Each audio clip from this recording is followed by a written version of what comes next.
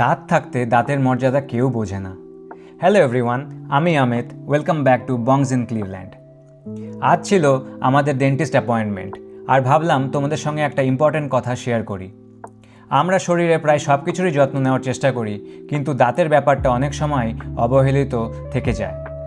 আমি যখন ইন্ডিয়াতে ছিলাম কখনো ডেন্টিস্টের কাছে যাওয়ার প্রয়োজনই মনে করিনি, কিন্তু আসলে দাঁতের যত্ন না নিলে বয়স বাড়ার সাথে সাথে যেমন মাসেল মাস কমে যায় শরীরে, তেমনই গামসের বোন মাসও কমতে থাকে। ঠিকমতো যত্ন না নিলে ভবিষ্যতে দাঁত পড়ে যাওয়ার সম্ভাবনা থাকে। আমেরিকায় বেশিরভাগ এমপ্লয়াররা মেডিকেল আর ভিশনের পাশাপাশি ডেন্টাল ইন্স্যুরেন্সও অফার করে। যেহেতু এটা গ্রুপ ইন্স্যুরেন্স, তাই খরচ তুলনামূলক কম।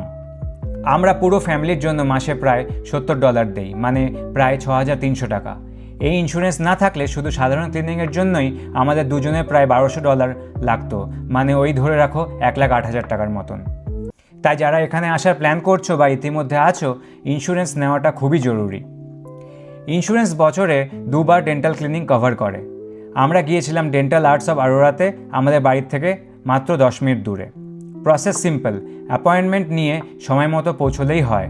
চাইলে পেপার ওয়ার্ক অনলাইনে আগের থেকে সেরে রাখা যায়। প্রথমে এক্স রে করা হয়, তারপর ক্লিনিং। সমৃদ্ধার অ্যাপয়েন্টমেন্ট ছিল সকালে, আর আমারটা ছিল সন্ধ্যায়। ক্লিনিকে বাচ্চাদের জন্য প্লে এরিয়া আছে, আর ঠিক সিলিংয়ে টিভি লাগানো, যাতে ট্রিটমেন্ট চলাকালীন পেশেন্ট একটু রিল্যাক্স থাকতে পারে। স্টাফ আর ডাক্তাররা খুবই ফ্রেন্ডলি হয়। আমার ক্লিনিং সেদিনই হয়ে গেছিল, সমৃদ্ধারটা অন্যদিন হবে। ক্লিনিংয়ের পর দাঁত একদম ফ্রেশ আর রিফ্রেশিং লাগে, কিন্তু শুধু ওই মুহূর্তের জন্য নয়, এটা আসলে নিজের ফিউচারের জন্য একটা ইনভেস্টমেন্ট। আমরা অনেক সময় ভাবি এখনও তো কিছুই হয়নি, কিন্তু সমস্যাটা ধীরে ধীরে জমতে থাকে। দাঁত থাকতে দাঁতের মর্যাদা না বুঝলে পরে কিন্তু শুধু খরচ নয়, কষ্টও অনেক বেশি হয়। তাই নিজের আর পরিবারের জন্য ছোট ছোট প্রিভেন্টিভ কেয়ারগুলোকে কখনো অবহেলা করো না, কারণ হেলদি স্মাইল মানেই healthy and confident life. Okay, আজকের ব্লগ এই পর্যন্ত। পরের ব্লগে আবার দেখা হবে। Take care guys, by.